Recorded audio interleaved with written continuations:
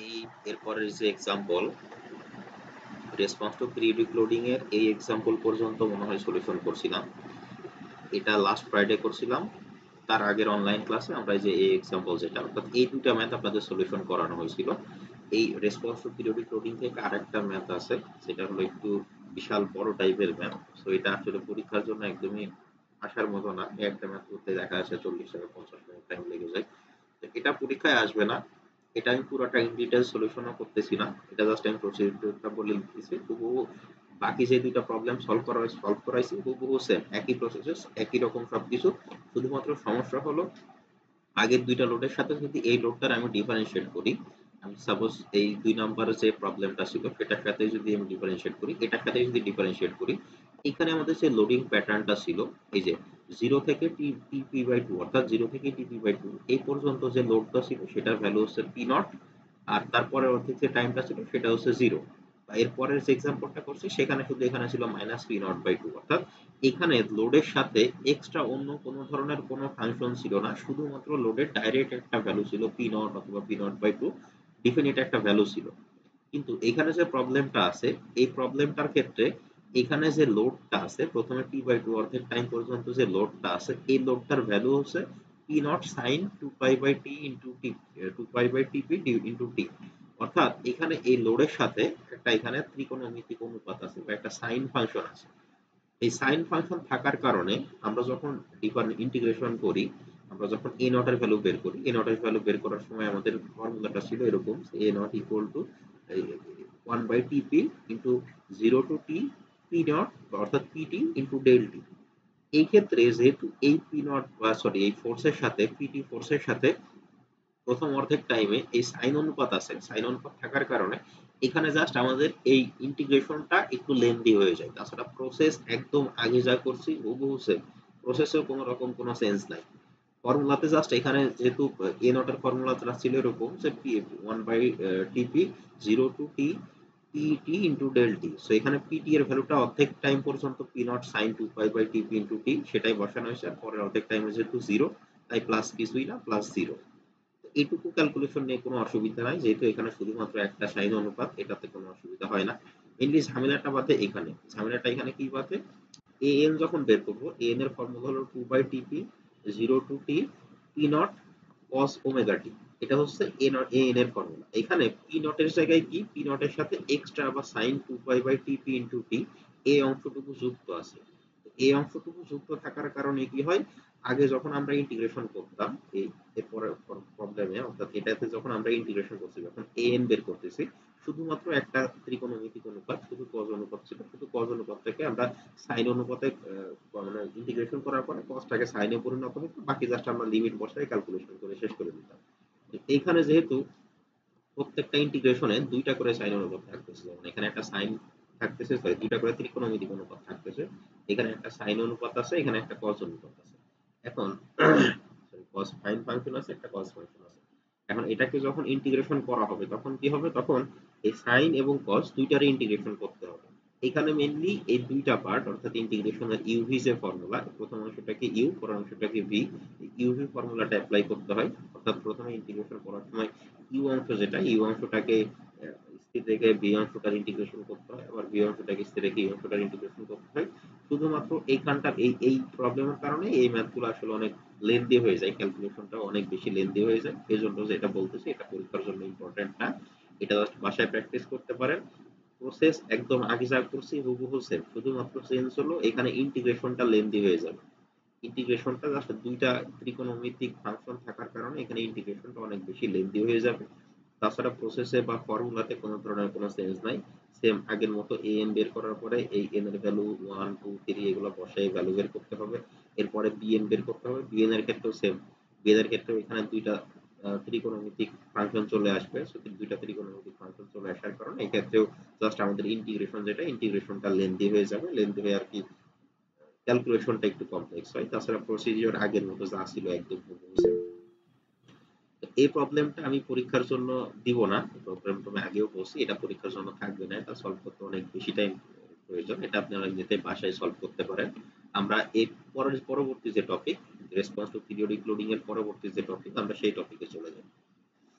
Mainly এখান থেকে পরীক্ষার জন্য যে এক্সাম্পল, পরের দুইটা যে এক্সাম্পল, এটা এবং লাস্ট ক্লাসে যেটা করাইছিলাম এটা, এই দুইটা ভালো করে করলে আশা করি সলভ করতে পারবে। এখান থেকে মেইনলি শুধুমাত্র ওই লোডের ভ্যালুটা চেঞ্জ থাকতে পারে, তাছাড়া বা এখানে প্রসেস বা সবকিছুই একদম সেমই থাকবে। পরীক্ষায় এই লোডের সাথে কোনো ত্রিকোণমিতিক ফাংশন দেওয়া থাকবে না, কারণ দিলে সেটা ক্যালকুলেশন এবং অনেক বেশি লেন্দি হয়ে যায়, অনেক বেশি টাইম কনজিউমিং হয়ে যায়, যেটা আসলে পরীক্ষায় দেওয়ার উপযুক্ত না। এরপরের যে টপিক সেটাতে যদি আসি, সেটা হলো response to non periodic excitation. তো আমরা একদম প্রথমের থেকে যদি আসি, এই কোর্সের মধ্যে আমরা কি কি ফোর্সের অ্যানালাইসিস শিখলাম। প্রথমে আমরা শিখছিলাম হলো হারমোনিক ফোর্স বা হারমোনিক লোডিং এর অ্যানালাইসিস। এরপরে আমরা মিডের পরে শিখলাম পিরিয়ডিক লোডিং এর অ্যানালাইসিস। এখন আসছে নন পিরিয়ডিক এক্সাইটেশন। নন পিরিয়ডিক মানে হলো এরা কোনো ধরনের কোনো প্যাটার্ন ফলো করে না, এটা যে কোনো টাইপের লোড হইতে পারে। এখানে কোনো হারমোনিক বা পিরিয়ডিক বা একটা নির্দিষ্ট টাইম পর পর রিপিটেটিভ এরকম কোনো ধরনের কোনো প্যাটার্ন ফলো করবে না, এটা জাস্ট র্যান্ডম যে কোনো ধরনের লোডিং হইতে পারে। এখন এই নন পিরিয়ডিক এক্সাইটেশনে বেশ কয়েকটা ক্লাসিফিকেশন আছে, এখানে সেই ক্লাসিফিকেশন গুলো ব্যাখ্যা করা হয়েছে। তো এখান থেকে মেইনলি এই নন পিরিয়ডিক এক্সাইটেশনের থিওরি যদি পার্টটা বলি, তাহলে এখান থেকে এই এই এই প্রশ্নটা ইম্পর্টেন্ট যে classify the non periodic excitation of dynamic is a single degree of freedom system. Classify the non-periodic excitations of single degree of freedom system. মানে এখানে কি কি ধরনের ক্লাসিফিকেশন হইতে পারে নন পিরিয়ডিক এক্সাইটেশন, সেটা জাস্ট লিখতে হবে। এখানে আমি বলি, এখানে এর ডেরিভেশন এগুলোর কোনো তো মানে প্রয়োজন নাই, যদি এরকম থিওরিতে আসে বা 2-3 মার্কের জন্য আসে বা 3 মার্কের জন্য বা 4 মার্কের জন্য আসে, তাহলে সেই ক্ষেত্রে শুধুমাত্র এই যে ক্লাসিফিকেশনটার নাম, লোডিং কন্ডিশনটার নাম এবং তার যে ফিগার, এই ফিগারটা লিখলেই না। প্রথমে যেটা আছে আমি একটু ব্যাখ্যা করে বলি। প্রথমে যেটা ক্লাসিফিকেশনের প্রথমে যেটা আছে সেটা হচ্ছে ideal step input. Ideal step input মানে হলো একটা নির্দিষ্ট ভ্যালু লোড, এটা একদম পুরো টাইমের সাথে পুরোটা কনস্ট্যান্ট থাকবে। জাস্ট একটা নির্দিষ্ট লাইফ টাইমের লোড, এটা পুরো হঠাৎ একটা স্ট্রাকচারের উপরে লোডটা আসবে, আসার পর থেকে একদম কনস্ট্যান্ট থাকবে। এটা যে কোনো একটা লোডের ভ্যালুটা জাস্ট টাইমের সাপেক্ষে কম বেশি হবে না, এটা জাস্ট ভ্যালুটা একটা হঠাৎ করে স্ট্রাকচারে আসার পরে হঠাৎ করে এটা একদম মানে আমাদের স্ট্রাকচারে আসার পরে এটার কোনো চেঞ্জ হবে না, কনস্ট্যান্ট একদম টাইমের সাথে সেম ভ্যালু থাকবে। এই টাইপের লোড থাকলে সেটাকে বলা হয় আইডিয়াল স্টেপ ইনপুট। এই আইডিয়াল স্টেপ ইনপুটের মোশনের যে ইকুয়েশন, এটা হলো এটা আইডিয়াল স্টেপ ইনপুটের মোশনের, আইডিয়াল স্টেপ ইনপুটের মোশনের ইকুয়েশন, অর্থাৎ আইডিয়াল স্টেপ ইনপুট লোডিং যদি কোনো structure single degree of freedom স্ট্রাকচারের উপরে আসে, তাহলে তার রেসপন্স মোশন যেটা হয় সেটার ইকুয়েশন হলো এটা। এই ইকুয়েশন মুখস্থ করা লাগবে না, এই ইকুয়েশন দিয়ে কোনো ম্যাথ সলভ থাকে না। ম্যাথ কিভাবে সলভ করতে হয় সেটার আরো সহজ প্রসিজার আছে, আমরা আমাদের স্ট্রাকচারাল অ্যানালাইসিস ইউজ করে আরো সহজে কি পরিমাণে শেয়ার আসতেছে বা কি পরিমাণে স্ট্রেস আসতেছে সেটা ক্যালকুলেশন করতে পারি। এটা জাস্ট ফর নলেজ জেনে রাখতে পারে যে আইডিয়াল স্টেপ ইনপুটের মোশনের ইকুয়েশন হলো এটা। সেকেন্ড যে লোডিং কন্ডিশন, এই সমস্ত ডেরিভেশনের কোনো দরকার নাই, এসব থিওরির জন্য এসব ডেরিভেশন আসবে না। সেকেন্ড যে ক্লাসিফিকেশন সেটা হচ্ছে rectangular pulse loading. Rectangular pulse loading মানে হলো আমাদের স্ট্রাকচারের উপরে কোনো লোড নাই, এরপরে একটা নির্দিষ্ট টাইম পিরিয়ডের জন্য এরকম একটা লোড আসলো, এরপরে আবার ফ্রি হয়ে গেল, অর্থাৎ এই 0 থেকে টিডি এই টাইম পর্যন্ত এরকম একটা রেক্টেঙ্গুলার পালস লোডিং আসলো, এরপরে আবার কোনো লোড নাই। অর্থাৎ এরকম যে আমাদের স্ট্রাকচারের উপরে কোনো লোড ছিল না, হঠাৎ করে ধরেন 0 থেকে এরকম এরকম কোনো লোড নাই, টাইমের সাপেক্ষে কোনো লোড নাই, হঠাৎ করে একটা লোড আসলো, লোডটা কনস্ট্যান্ট একদম কনস্ট্যান্টলি ভ্যালুটা বাড়তে থাকলো, আবার এখানে গিয়ে ভ্যালুটা বাড়তেছে না, আবার এখানে থেমে গেছে, আবার কনস্ট্যান্টলি কমে গেছে। এই ধরনের যে লোডিং এটাকে বলা হয় রেক্ট্যাঙ্গুলার লোডিং। অর্থাৎ 0 সেকেন্ডের কথা যদি বলি, 0 সেকেন্ডে হঠাৎ করে লোড, ধরেন হঠাৎ করে 10 কিপে লোড আসছে, এরপরে 0 থেকে এই টাইম পর্যন্ত আর কোনো লোডের কোনো চেঞ্জ হয় নাই, 10 কিপ একদম সোজা চলে গেছে 10 কিপ, এরপরে এটিডি তে এসে হঠাৎ করে আবার 10 কিপ নিচের দিকে মানে হঠাৎ করে ডাউনওয়ার্ড 10 কিপ লোড চলে আসছে, হঠাৎ করে নেগেটিভ 10 কিপ লোড চলে আসছে, অর্থাৎ প্রথমের দিকে যেদিকে লোড অ্যাপ্লাই হয়েছিল এখন তার বিপরীত দিকে 10 কিপের লোড অ্যাপ্লাই হয়েছে, তাহলে কি সেটা জাস্ট 10 থেকে 0 তে চলে আসছে, এরপরে আবার কোনো লোডিং নাই। তো এরকম যদি রেক্ট্যাঙ্গুলার শেপের কোনো লোডিং তৈরি হয় সেটাকে বলা হয় rectangular pulse loading. Rectangular pulse loading এর রেসপন্সের ইকুয়েশন হলো এটা। এই ইকুয়েশন মুখস্থ করার দরকার নাই, এই ইকুয়েশন আমাদের ম্যাথ সলভ করার সময় প্রয়োজন হবে না। এরপরে থার্ড যে ক্লাসিফিকেশনটা আসতেছে সেটা হচ্ছে র‍্যাম্প লোডিং। র‍্যাম্প লোডিং মানে হলো প্রথম থেকে, র‍্যাম্প মানে হলো জাস্ট এটা মানে নর্মাল কথায় আমরা র্যাম্প বলতে যেটা বুঝি যে ধরেন জাস্ট এরকম সোজা রাস্তা থেকে জাস্ট এরকম একটু বাঁকানো বা উঁচু কোনো পজিশনটাকে আমরা বলি র্যাম্প। তো এখানে এই জাস্ট এই র্যাম্প লোডিং এর কন্ডিশনটাও এরকম, 0 থেকে একটা নির্দিষ্ট টাইম পর্যন্ত ফোর্সটা একদম সমানুপাতিকভাবে লোডিংটা আস্তে আস্তে বাড়তেছে। 0 থেকে একদম সমানুপাতিকভাবে আস্তে আস্তে লোডিংটা এই পর্যন্ত বাড়ছে। বাড়ার পরে এখানে কনস্ট্যান্ট হয়ে গেছে। আর এখান থেকে 0 থেকে এই যে এ পর্যন্ত এটা দেখেন একদম একটা র‍্যাম্পের মতো শেপ তৈরি হয়েছে। এজন্য এটাকে বলা হয় র‍্যাম্প লোডিং। এটা 0 থেকে গ্র্যাজুয়ালি আস্তে আস্তে লোডটা ইনক্রিজ করে। ইনক্রিজ করার পরে এই টাইম পরে এটা একদম স্থির হয়ে যায়, কনস্ট্যান্ট হয়ে যায়। এরপরে সোজা চলতে থাকে। এই ধরনের লোডিংটাকে বলা হয় র‍্যাম্প লোডিং। র‍্যাম্প লোডিং এর যে আমাদের রেসপন্স ইকুয়েশন, র‍্যাম্প লোডিং এর রেসপন্স ইকুয়েশন হলো এইটা। এখানেও জাস্ট মুখস্থ করা লাগবে না। জাস্ট এখান থেকে পড়ার জন্য জাস্ট যদি থিওরিতে আসে যে classify the non periodic excitation loadings, তাহলে সেক্ষেত্রে যে জাস্ট লোডিং গুলার নাম এবং তার ফিগার, এই ফিগার গুলা ড্র করতে হবে। ফাইনালি লাস্ট যেটা আছে সেটা হলো short duration impulse. Short duration impulse মানে হলো জাস্ট ঘাত বল, যে নামটি উপরে দেখেন ঘাত বল, হঠাৎ করে স্ট্রাকচারের উপরে অনেক বেশি পরিমাণে একটা ফোর্স চলে আসলো, এরপরে আবার তারপর থেকে আর কোনো ফোর্স নাই। হঠাৎ মনে করেন এটা একটা স্ট্রাকচার আছে, এর উপরে হঠাৎ করে অনেক বেশি পরিমাণের একটা ফোর্স অ্যাপ্লাই করা হলো, এরপরে আবার হঠাৎ আবার কোনো ধরনের কোনো ফোর্স নাই। সেটা এখানে দেখানো হয়েছে খুব কম টাইমের মধ্যে, খুব স্বল্প সময়ের মধ্যে অনেক বেশি পরিমাণের একটা ফোর্স আছে, এরপর থেকে আবার ফোর্সটা নীল হয়ে গেছে, জিরো হয়ে গেছে, এরপরে আর কোনো ফোর্স নেই। এরকম শর্ট ডিউরেশন অর্থাৎ খুব কম সময়ের জন্য যদি অনেক বেশি পরিমাণে ফোর্স দ্বারা আঘাত করা হয় বা বেশি পরিমাণে ফোর্স ইম্পোজ করা হয়, তাহলে সেটাকে বলা হয় short duration impulse. Short duration ইম্পালসের জন্য রেসপন্স ইকুয়েশন, শর্ট ডিউরেশন ইম্পালসের জন্য রেসপন্স ইকুয়েশন হলো এইটা। এটাও মুখস্থ করার প্রয়োজন নাই। মেইনলি এই আন্ডার ড্যাম্পিং এর ক্ষেত্রে এটা এখান থেকে এই ফর্মুলাগুলো আসে, ইকুয়েশন গুলো আসে, এগুলো মুখস্থ করা লাগবে না। আমাদের অ্যানালাইসিস করার জন্য এগুলো দরকার নেই। আমাদের শেয়ার ফোর্স বা স্ট্রেস কতটুকু ডেভেলপ করতেছে ল্যাটারাল লোডের কারণে সেগুলো অ্যানালাইসিসের জন্য ইকুয়েশন গুলো প্রয়োজন নাই। এগুলো জাস্ট মানে ফর নলেজ জেনে রাখতে পারে। এইগুলা ছিল মেইনলি আমাদের নন পিরিয়ডিক এক্সাইটেশন ফোর্স বা নন পিরিয়ডিক এক্সাইটেশন লোডিং। সো চারটা এখানে লোডিং আছে। প্রথম থেকে যদি আমি দেখাই দেই, প্রথম যেটা সেটা হলো আইডিয়াল স্টেপ ইনপুট। প্রথম যেটা একদম প্রথমে যেটা আছে সেটা হচ্ছে আইডিয়াল স্টেপ ইনপুট। এরপরে সেকেন্ড যেটা সেটা হচ্ছে রেক্ট্যাঙ্গুলার পালস লোডিং। থার্ডটা হলো র‍্যাম্প লোডিং, এবং লাস্ট যেটা আছে সেটা হচ্ছে শর্ট ডিউরেশন ইম্পালস। এটা তো হ্যান্ড নোট, এখানে একদম ব্যাখ্যা করে এই কোশ্চেন টিউশন সবকিছু লেখা আছে। আমরা যদি এই পিডিএফটাও দেখি, এই পিডিএফ আরো ছোট করে জাস্ট এই চারটা special type of non periodic excitation, phasor excitation সম্পর্কে বলা আছে, জাস্ট ইকুয়েশন এবং জাস্ট ফিগার যেটা এটা বলা আছে। সো এখান থেকে যদি থিওরিতে আসে তাহলে এই লোডিং কন্ডিশনগুলোর নাম লিখতে হবে এবং তার ফিগার যেটা ফিগারটা ড্র করে দেখাইতে হবে সেই লোডিং এর কারণে আসলে কি ধরনের গ্রাফ আসে। এরপরে যে টপিকটা আমাদের আছে সেটা হচ্ছে response to general dynamic excitation. অর্থাৎ আমরা যদি এরকম কোনো প্যাটার্ন টিপ টাইপের লোডিং না পাই, দেখা যাচ্ছে এখানে যে প্রথমে আমরা হারমোনিক করলাম, এরপরে পিরিয়ডিক করলাম, এরপরে আবার নন পিরিয়ডিকের মধ্যে চারটা টাইপ করলাম, যে ideal step input, rectangular pulse loading, তারপরে র‍্যাম্প লোডিং, তারপরে short division impulse.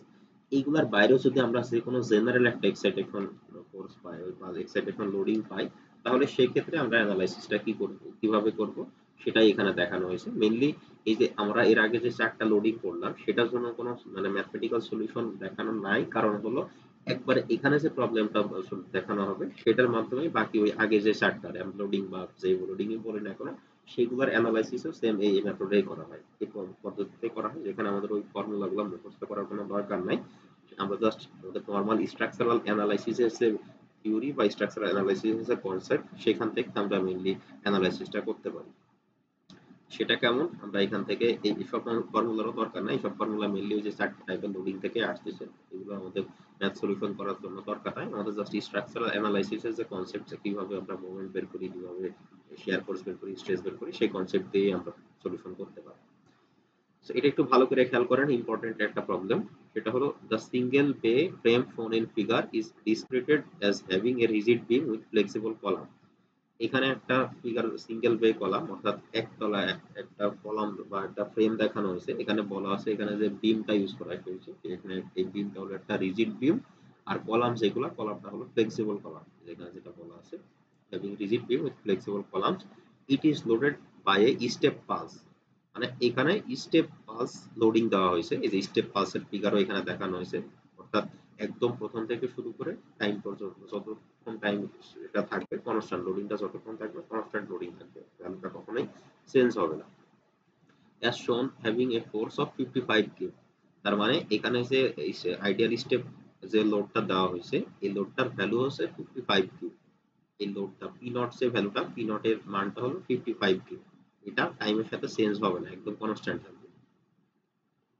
which is applied to the structure with a zero rise time, zero rise time মানে হলো একদম জিরো টাইম থেকে এটা উঠছে, অর্থাৎ একদম 0 সেকেন্ড থেকে এটা 55 হয়েছে, 55 হয়ে এটা এরকম চলা শুরু করছে। Determine the maximum displacement, maximum base shear and the maximum lateral resistance of the two column।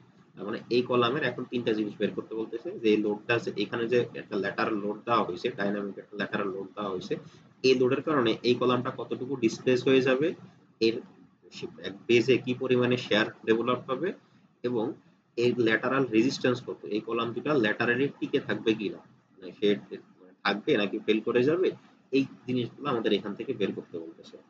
খুব ভালো করে খেয়াল করেন, ইম্পর্টেন্ট একটা জিনিস, একদম জাস্ট জেনারেল একটা ডাইনামিক এক্সাইটেশন বা ডাইনামিক লোডিং যদি থাকে তাহলে আমরা কিভাবে একটা ফ্রেমের অ্যানালাইসিস করি সেটা আমরা এই ম্যাথের মাধ্যমে বুঝতে পারবো। যে এখানে একটা, এর আগে আপনারা যখন স্ট্রাকচারাল অ্যানালাইসিস শিখছেন তখন সেখানে ল্যাটারাল লোড হিসেবে জাস্ট একটা নির্দিষ্ট ভ্যালুর একটা লোড, সাপোজ এখানে ধরেন 100 কিপের একটা লোড থাকলে সেটা আপনারা ক্যালকুলেশন করে আসছেন। এখন যদি ডাইনামিক কোনো লোডিং থাকে তাহলে সেক্ষেত্রে তার অ্যানালাইসিসটা কিভাবে হয় সেটা আমরা এই প্রবলেমের মাধ্যমে শিখব। এখানে আমাদের যে সেকশনটা দেওয়া আছে এখানে বলা আছে এটা হলো একটা স্টিলের সেকশন, এখানে যে কলামগুলো দেওয়া আছে সেই কলামগুলো হলো স্টিলের কলাম, যেটার নমিনেশন হলো W12 × 53, এবং এই কলামগুলোর জন্য মোমেন্ট অফ ইনারশিয়া দেওয়া আছে 425, সেকশন মডুলাস যেটা সেটা দেওয়া আছে 70.6 inch to the power cube, Z যেটা জেড এর ভ্যালু দেওয়া আছে, অর্থাৎ জেড এক্স এর ভ্যালু দেওয়া আছে 77.9 ইঞ্চি টু দি পাওয়ার কিউব, এবং বলা আছে এটা A572 অর্থাৎ গ্রেড 50 FY 50 এর স্টিল। এখন আমরা প্রথমে আসি, একদম প্রথমে যেটা বলা আছে সেটা হলো এটা স্টেপ পালস ফোর্স। তো স্টেপ পালস ফোর্সের যে রেসপন্সের যে ইকুয়েশন, রেসপন্সের ইকুয়েশনটা ফার্স্টে এখানে লেখা আছে, যে response equation P0/K 1 - cos omega t. এখানে এই যে স্টেপ পালস ইকুয়েশনের দুইটা টার্ম আছে, দুইটা পার্ট আছে। প্রথম যে পার্টটা এটা হলো স্ট্যাটিক ডিফ্লেকশন, অর্থাৎ এইটুকু হলো স্ট্যাটিক পার্ট, এবং বাকি যেটুকু এটা হচ্ছে ডাইনামিক লোড ফ্যাক্টর, অর্থাৎ আমাদের শুধু যদি আমরা এখানে একটা 100 কিপের লোড নিয়ে কাজ করতাম তাহলে তার শুধুমাত্র স্ট্যাটিক অংশ থাকতো, কোনো ডাইনামিক অংশ থাকতো না। কিন্তু এখানে আমরা যখন এই ডাইনামিক্সে পড়তেছি তখন এই স্টেপ পালস লোডিং এর কারণে এর দুইটা পার্ট আছে, একটা হলো স্ট্যাটিক পার্ট, একটা হচ্ছে ডাইনামিক পার্ট। এইটুকু হচ্ছে স্ট্যাটিক পার্ট, এবং 1 - cos ওমেগা টি যেটা এটা হচ্ছে ডাইনামিক লোড ফ্যাক্টর বা ডাইনামিক পার্ট। তো প্রথমেই যে কোনো একটা ফ্রেম অ্যানালাইসিস করতে হলে তার প্রথমে স্টিফনেস বের করে নিতে হবে। তো স্টিফনেসের ইকুয়েশন আপনাদের প্রশ্নে দেওয়া থাকবে, মিডের আগেও দেওয়া ছিল, এই কে বের করার ইকুয়েশনটা দেওয়া থাকবে, যেহেতু এটা আমার এই কোর্সের অংশ না, যে কে কিভাবে বের করতে হয় এটা স্ট্রাকচার অ্যানালাইসিস এর পার্ট। এই কে এর ইকুয়েশনটা প্রশ্নে দেওয়া থাকবে। এই ফ্রেমের জন্য যেমন কে এর ইকুয়েশন হলো 2 ইনটু, মেইনলি ইকুয়েশনটা হচ্ছে 12 EI divided by H cube, যেহেতু এখানে দুইটা সিমেট্রিক্যাল কলাম আছে তাই এখানে 2 দ্বারা গুণ করা আছে। তো এইটুকু দেওয়া থাকবে প্রশ্নে। তো এখান থেকে প্রথমে যদি আমরা পুরো স্ট্রাকচারটার রিজিডিটি বা স্টিফনেস বের করতে চাই তাহলে স্টিফনেসের ইকুয়েশনে জাস্ট ভ্যালুগুলো বসাই দিব। স্টিলের মডুলাস অফ ইলাস্টিসিটি ই এর ভ্যালু হচ্ছে 29,000 কেএসআই। প্রশ্নে মোমেন্ট অফ ইনারশিয়া আই দেওয়া আছে 425, এইচ মানে হলো কলামের হাইট, এটা দেওয়া আছে দুইটা কলামে 15 ফিট, সেটা যদি ইঞ্চিতে কনভার্ট করি তাহলে 15 ইনটু 12 কিউ। এটা যদি ক্যালকুলেশন করি তাহলে আমরা এখান থেকে স্টিফনেস পাইতেছি 50.72 কিপ পার ইঞ্চ, প্রতি ইঞ্চিতে 50.72 কিপ। এটা হলো আমাদের যে স্ট্রাকচারটা আছে স্ট্রাকচারটা রিজিডিটি। এখন আমি ফিগার থেকে দেখতে পাচ্ছি আমাদের যে বিমটা আছে, বিমের উপরে একটা লোড আছে, সেই লোডটা হচ্ছে টোটাল লোড এখানে বলা আছে, এখানে কিন্তু ইউডিএল আকারে বলা নাই, দেখেন ইউনিটটা খেয়াল করেন, টোটাল ওয়েট, টোটাল ওয়েটটা বলা আছে 200 কিলো। এখন টোটাল ওয়েট যদি 200 কিলো বলা থাকে সেখান থেকে যদি আমরা মাস ভর বের করতে চাই, আমরা জানি total wait W = mc, m = W/c, এখানে টোটাল ওয়েটটা দেওয়া আছে 200, আর জি এর ভ্যালুটা 386 কেন, এটা আগেও বলছি, এটা হচ্ছে জি এর ভ্যালু হচ্ছে 9.8 মিটার পার সেকেন্ড স্কয়ার। এখন যেহেতু বাকি সমস্ত ইউনিট লেন্থের ইউনিট আমরা ইঞ্চিতে ক্যালকুলেশন করতেছি তাই এই 9.8 মিটারকে যদি আমরা ফিটে নিয়ে যাই তাহলে 3.28 দ্বারা গুণ করতে হয়। এরপরে আবার সেটাকে যদি 12 দ্বারা গুণ করি তাহলে সি এর ভ্যালুটা ইঞ্চি এককে আসলে সেটা 386 তে চলে আসে। এটা যদি ভাগ করি তাহলে আমাদের এখান থেকে এম যেটা এম এর ভ্যালুটা পাইতেছি 0.518 কিপ সেকেন্ড স্কয়ার পার ইঞ্চি। কিপ সেকেন্ড স্কয়ার পার ইঞ্চি। এখন এটার উদ্দেশ্য হলো এই এমটা বের করার উদ্দেশ্যটা কি? এটা বের করার উদ্দেশ্যটা হলো আমাদের যে এখানে যে স্ট্রাকচারটা আছে এটা ন্যাচারাল সার্কুলার ফ্রিকোয়েন্সি বলে। যে কোনো জিনিস সেটা যদি ডাইনামিক লোডিং এ থাকে তাহলে অবশ্যই তার একটা ন্যাচারাল সার্কুলার ফ্রিকোয়েন্সি থাকে। যে ন্যাচারাল সার্কুলার ফ্রিকোয়েন্সির ফর্মুলাটাকে √k/m, এটা একদম আমরা প্রথম টপিক থেকে বের করে আসতেছি। তো k এর ভ্যালুটা আমরা এখানে বের করছি 50.72, m এর ভ্যালুটা এখানে বের করলাম 0.518। এটা যদি ভাগ করি তাহলে সেখান থেকে আমাদের ন্যাচারাল সার্কুলার ফ্রিকোয়েন্সি যেটা সেটা আসছে 9.9 রেডিয়ান পার সেকেন্ড। আর এখান থেকে যদি এখন আমরা টাইম পিরিয়ড বের করি, এই ইকুয়েশনটা একদম আমরা প্রথম টপিকে শিখে আসছিলাম। টাইম পিরিয়ড মেইনলি আমরা ফর্মুলাটা শিখছিলাম এরকম, so omega equal to 2π/t। তো সেখান থেকে যদি আমরা টি এর ভ্যালু বের করতে চাই তাহলে ফর্মুলাটা চলে আসে T equal to 2π/ওমেগা। 2π divided by যে ওমেগা 9.9 এটা বসাই দিলে টি এর ভ্যালুটা আসছে, টাইম পিরিয়ড হলো 0.64 সেকেন্ড। এখন আমরা এই যে প্রথম অংশটা ফেরত যাই, আমাদের যদি রেসপন্স বের করতে হয় তাহলে দুইটা অংশ আছে, একটা হলো স্ট্যাটিক অংশ, একটা ডাইনামিক অংশ। স্ট্যাটিক অংশটার ইকুয়েশনটা কি? পি নট ডিভাইডেড বাই কে। তাহলে আমি কে এর ভ্যালুটা এখানে পাইছি আর পি নট এর ভ্যালু আমার প্রশ্নই দেওয়া আছে। তাহলে এখান থেকে জাস্ট স্ট্যাটিক অংশটা যদি স্ট্যাটিক ডিফ্লেকশন অংশটা যদি বের করতে চাই, এই static deflection del equal to কি? P naught by K. P naught by K করলে 55, এটা প্রশ্নে দেওয়া আছে পি নট এর ভ্যালু 55 আর কে এর ভ্যালু আমরা এখান থেকে বের করছি 50.7। ক্যালকুলেশন করলে স্ট্যাটিক ডিফ্লেকশন যেটা ডিফ্লেকশন আসে 1.084 ইঞ্চি। অর্থাৎ আমাদের এই স্ট্যাটিক অংশটুকুর কারণে আমাদের কলামটার ডিফ্লেকশন পাইলাম 1.084। এখন আমরা আসি ম্যাক্সিমাম ডিসপ্লেসমেন্ট, অর্থাৎ এই এখন স্ট্যাটিক অংশটার সাথে যদি আমরা ডাইনামিক অংশটা যোগ করি তাহলে আমরা আসলে কতটুকু পাবো। তাহলে দেখেন, আমি এই জিনিসটা খুব ভালো করে খেয়াল করেন, জিনিসটা ইন্টারেস্টিং। সেটা হলো আমরা এই যে এখানে যে ল্যাটারাল লোডিংটা আছে সেই ল্যাটারাল লোডিংটার কারণে এই যে কলামটা, এই কলামটা আমরা দেখতে পেলাম যে এই কলামটা হচ্ছে 1.084 ইঞ্চি এতটুকু তার ডিফ্লেকশন হয়। এই যে এখান থেকে আমরা পাইলাম, এখান থেকে পাইলাম যেটা 1.084 ইঞ্চি ডিফ্লেকশন হয়। এখন আমরা নরমাল স্ট্রাকচারাল অ্যানালাইসিসে যা শিখে আসছি সেখানে যে লোডটা থাকতো, কারণ 100 কেজি যদি একটা লোড থাকতো তাহলে অবশ্যই এইদিকে যে ডিসপ্লেসমেন্টটাই হতো তাহলে সেটা মনে করেন এরকম একটা 1.084 ধরেন সেরকম একটা ভ্যালু পাইছে। এখন এই নরমাল স্ট্রাকচারাল বা একটা স্ট্যাটিক লোডের স্ট্রাকচারাল অ্যানালাইসিস আর ডাইনামিক লোডের স্ট্রাকচারাল অ্যানালাইসিস, এটার মধ্যে পার্থক্যটা হলো এখানে যদি একটা স্ট্যাটিক লোড থাকতো আমাদের কলামটা আমরা মানে মাস্ট এই বরাবরই সেটা ডিফ্লেক্ট করবে, অন্যদিকে কোনো ডিফ্লেক্ট হওয়ার সুযোগ নেই যেহেতু আমাদের লোডিংটা এই দিক থেকে আসতেছে। ডাইনামিকের ক্ষেত্রে ইন্টারেস্টিং বিষয়টা হলো এটা এই বরাবর যে ডিফ্লেক্ট হইতেছে, এই বরাবর ডিফ্লেক্ট হওয়ার পরে আবার সে এই বরাবরও ডিফ্লেক্ট হইতে পারে। আমরা যদি একদম সিম্পল হারমোনিক মোশনের কনসেপ্টে চলে যাই তাহলে কি সিম্পল হারমোনিক মোশনের কনসেপ্ট কি বলে, এই সাম্য অবস্থা থেকে যদি আমরা একটা বস্তুকে এই বরাবর টেনে ছেড়ে দেই তাহলে কি সে এই বরাবরও দুলতে থাকবে, এই বরাবরও দুলতে থাকবে। তো স্ট্যাটিক অবস্থায় বা স্ট্যাটিক লোডের কারণে যদি হইতো তাহলে আমরা শুধু কলামটার ডিফ্লেকশন লিখতাম 1.084, এটাই आंसर হয়ে যাবে। তো ডাইনামিক হওয়ার কারণে সেটা এই বরাবরও ডিফ্লেক্ট হইতে পারে, সেটা এই বরাবরও, মানে এই বরাবর ডিফ্লেক্ট হওয়ার পর সেটা আবার এই বরাবর এরকম রেসপন্স করতে থাকে, এরকম দুলতে পারে। সেই জন্য আমাদের এখানে যে ডাইনামিক পার্টটাও স্ট্যাটিক পার্টের সাথে যোগ করা হয়েছে। ম্যাক্সিমাম ডিসপ্লেসমেন্ট এই যে এইটুকু হচ্ছে স্ট্যাটিক পার্ট, তার সাথে এই যে 1 মাইনাস cos ওমেগা টি, যেটা 1 মাইনাস cos ওমেগা টি সেটা হচ্ছে ডাইনামিক পার্ট। এই যে এখানে যেটা লেখা আছে 1 মাইনাস cos ওমেগা টি এটা হচ্ছে ডাইনামিক পার্ট। এখন এখানে যদি আমি সব ভ্যালু বসাই দেই, হ্যাঁ, স্ট্যাটিক পার্ট 1 মাইনাস এখানে cos মাইনাস 180 ডিগ্রি। এখন cos মাইনাস 180 ডিগ্রি কিভাবে আসবে সেটা হচ্ছে এরকম, এই যে স্ট্রাকচারটা এখানে যেটা বেশি ভিজিবিলিটি হয়ে গেছে, এটা যখন রেসপন্স করতেছে প্রথমের দিকে ধরেন এই বরাবর, এদিকে যেহেতু ডাইনামিক একটা লোডিং আছে এই বরাবর রেসপন্স করলো, রেসপন্স করার পরে পরের রেসপন্সটা কোন দিকে হইতেছে, একদম এক্সাক্ট তার বিপরীত দিকে।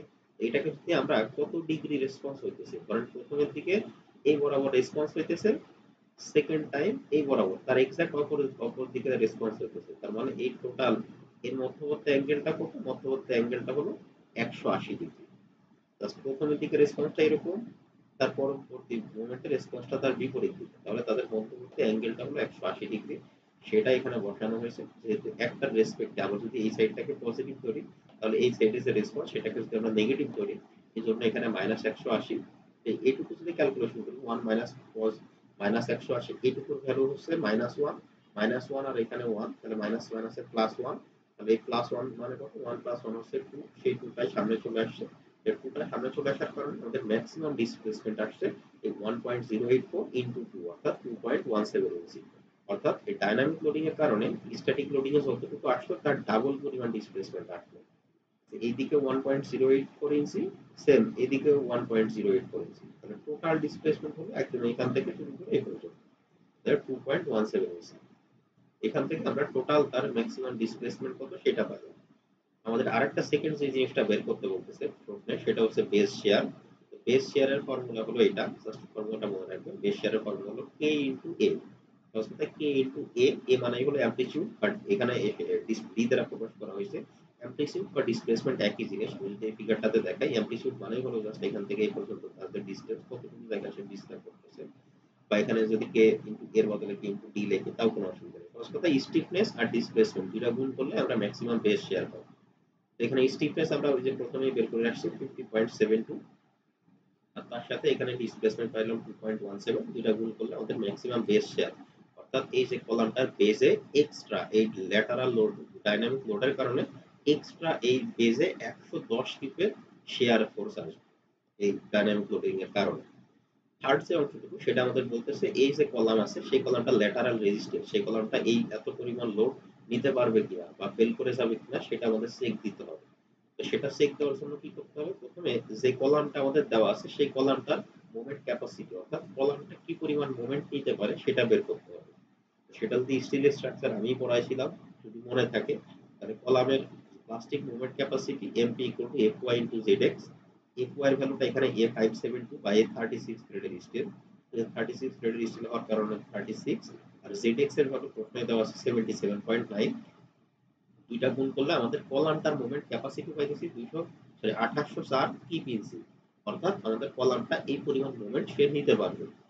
এখন আমরা এখানে এখানে কি পরিমাণ মোমেন্ট জেনারেট হবে, এই যে শেয়ার বেস শেয়ার যেটা আসতেছে, বেস শেয়ার আসার কারণে এখানে কি পরিমাণ মোমেন্ট জেনারেট হবে সেটাও আমরা ক্যালকুলেশন করতে পারি। অর্থাৎ এই অথবা এখানে দুইটা টাইপ দুইভাবে এখানে অ্যানালাইসিস করা যায়। প্রথমত আমরা এই যে কলামটা দেওয়া আছে 12 ইনটু 53, এটা দেখলাম যে এটা ম্যাক্সিমাম লোড মোমেন্ট নিতে পারে হচ্ছে 2804 কিপিএনসি। এখন আমরা কি করতে পারি, এই 2804 কিপিএনসির কারণে এই কলামটা ম্যাক্সিমাম কতটুকু শেয়ার লোড নিতে পারবে সেটা বের করতে পারি। সেটা কিভাবে বের করব? এখন যদি আমরা জাস্ট নরমাল স্ট্রাকচারাল অ্যানালাইসিস এর কনসেপ্ট এখানে কাজে লাগাই, এই কলামটাকে যদি আমরা অ্যানালাইসিস করতে চাই, তাহলে এই কলামটার মাঝখানে আমরা একটা টোটাল প্লেন মার্কেটের মাধ্যমে এখানে আমরা একটা হিঞ্জ দিয়ে এই প্রথমে এই অর্ধেক অংশটুকুকে আলাদা করে নিয়ে আসতে হবে। প্লাস স্ট্রাকচারাল অ্যানালাইসিস এর কনসেপ্ট মিডের আগেও এই কনসেপ্ট একটা ম্যাথ করাইছিলাম। এইখানে যদি আলাদা করে নিয়ে আসি, তাহলে এইখানে আমাদের একটা রিঅ্যাকশন ফোর্স আসবে আর এইখানে আমাদের একটা রিঅ্যাকশন ফোর্স আসবে। তাহলে এই যে ফিক্স সাপোর্টটা আছে, এই ফিক্স সাপোর্টের মোমেন্টটা যদি আমরা ক্যালকুলেশন করতে চাই এই লোডের কারণে, তাহলে সেটা কত হবে? এই যে এখানে লেখাই আছে, সেটা লেখাই আছে যে moment equal to r/2 into h/2। অর্থাৎ এখানে যে ফোর্সটা আছে সেই ফোর্সটা মেইনলি অর্ধেক যদি কেটে নেই, তাহলে এই টোটাল লোডটা এখানে অর্ধেক ভাগ হয়ে যায়, বাকি অংশ অর্ধেক ভাগ হয়ে যায়। তাহলে টোটাল লোডের অর্ধেক সেটা হচ্ছে r/2। আমাদের আরেকটা ক্লাসের লিংক মনে হয় দিয়ে দিছে আর দুই মৃদুলা তিন ম্যামে। মিনিট ওয়েট করেন, আমি এটা শেষ করে নেই। পরের দিন তো আচ্ছা অর্ধেক স্যার। থেকে শেষ করার পর 2 মিনিট ওয়েট করেন। আমার ক্লাস টাইম হচ্ছে 7:53 পর্যন্ত, তো মনে হয় হয়ে যাবে। এই আচ্ছা স্যার। পর্যন্ত যে রিঅ্যাকশন সেটা হচ্ছে r/2। এই যে এখানে যে ফোর্সটা সেই ফোর্সের অর্ধেক ভ্যালু হচ্ছে r/2, আর টোটাল হাইটটা হচ্ছে h, তো টোটাল হাইটের অর্ধেকটা হলো h/2। সেটা এখানে দেখানো হয়েছে যে mp r/2 h/2। এখান থেকে যদি আমরা রিঅ্যাকশন কত সেটা বের করতে চাই, তাহলে mp এর ভ্যালুটা আমরা এখানে পাইছি 2804, সেটা বাকি h এর ভ্যালু আমরা জানি 15 ফিট। টোটালটা ক্যালকুলেশন করলে আমরা দেখতে পাচ্ছি যে আমাদের যে 12 ইনটু 53 যে কলামটা আছে এই কলামটা ম্যাক্সিমাম শেয়ার লোড নিতে পারবে 62.4। ম্যাক্সিমাম নিতে পারবে, ম্যাক্সিমাম নিতে পারবে 62.31। কিন্তু আমাদের ডাইনামিক যে লোড, ডাইনামিক লোডের কারণে এখানে বেস শেয়ার আসছে 110 ফিট। এই যে দেখেন base share, maximum base share dynamic লোডের কারণে আসছে 110 ফিট। কিন্তু যে কলামটা এখানে দেওয়া আছে সেটার ম্যাক্সিমাম ক্যাপাসিটি মানে সে ম্যাক্সিমাম বেস শেয়ার নিতে পারবে 62.31। তার মানে কি আমাদের যে কলামটা আছে সেই কলামটা ডিফ্লেক্টেড হয়ে যাবে বা পার্মানেন্ট ডিফ্লেকশনে ডিফরমেশনে চলে যাবে। এটা এই পরিমাণে এই 110 টি শেয়ার সে নিতে পারবে না। এটাই আমাদের চেক দিতে বলতেছে। ফাইনালি আমরা এটাই লিখে দিতে পারি যে যেহেতু এই এখানে যে জেনারেটেড যে বেস শেয়ার আমাদের এই ডাইনামিক লোডিং এর কারণে যে বেস শেয়ার সেটা তার ক্যাপাসিটি থেকে বেশি, আমাদের যে কলামটা আছে সেই কলামটা পার্মানেন্ট ডিফরমেশন হয়ে যাবে। আর সহজ কথায় যদি বলি তাহলে এই কলামটা ফেল করে যাবে। আমরা কলামে কখনোই ডিফরমেশন এলাও করি না। সো আমরা সেখান থেকে ডাইরেক্ট লিখে দিতে পারি যে যে কলামটা আছে সেই কলামটা নট অ্যামেড, কলামটা ফেল করে যাবে। এই পর্যন্তই হলো আমাদের এই ম্যাথটার আনসার। এই পর্যন্তই হলো ম্যাথটার আনসার। এরপরে যেটুকু আছে এটুকু দেখে কনফিউজ হওয়ার কিছু নাই। এই সেম প্রবলেমটা এরা আবার মানে শর্ট ডিউরেশন পাস দিয়ে সলভ করছে, যেটা আমাদের প্রশ্নে এটা করতে বলে নাই। এটা জাস্ট এক্সটেনশন হিসেবে করা আছে, এটা করা লাগবে না। মেইনলি আমাদের যে প্রবলেমটা আছে সেই প্রবলেমটার আনসার হলো এই পর্যন্ত। তারপরে সেম এই ম্যাথটা এখানে আবার, এখানে তো যে প্রবলেমটা দেওয়া আছে সেটা তো আইডিয়ালিস্টিক ইনপুটের মাধ্যমে দেওয়া আছে। সেম এই প্রবলেমটা এখানে শর্ট ডিউরেশন ইম্পালস দিয়ে সলভ করছে, এটা আমাদের আসলে দরকার নাই, সেটা আমাদের করতেও বলে না। আমাদের যে প্রবলেমটা সেই প্রবলেমটার আনসার হলো এই পর্যন্ত। জাস্ট তিনটা জিনিস বের করতে বলতেছে। প্রথমে হলো তার ম্যাক্সিমাম ডিসপ্লেসমেন্ট, ম্যাক্সিমাম ডিসপ্লেসমেন্ট যে আমরা এখানে বের করছি 2.17 ইঞ্চি। এরপরে বের করতে বলতেছে ম্যাক্সিমাম শেয়ার বেস শেয়ার, সেটা বের করছি। এবং লাস্টলি বলতেছে ল্যাটারাল রেজিস্ট্যান্স দিতে পারবে কিনা, সেটা এখানে চেক দিয়ে দেখলাম যে ক্যাপাসিটি 62.31 আর এখানে লোড আসে বেস শেয়ার আসে 110। তার মানে ফাইনালি আমরা জাস্ট জাজমেন্ট লিখে দিব সেই কলামটা নট অ্যালাউড, সে সেই পরিমাণ লোড নিতে পারবে না। এটা বোঝা গেছে?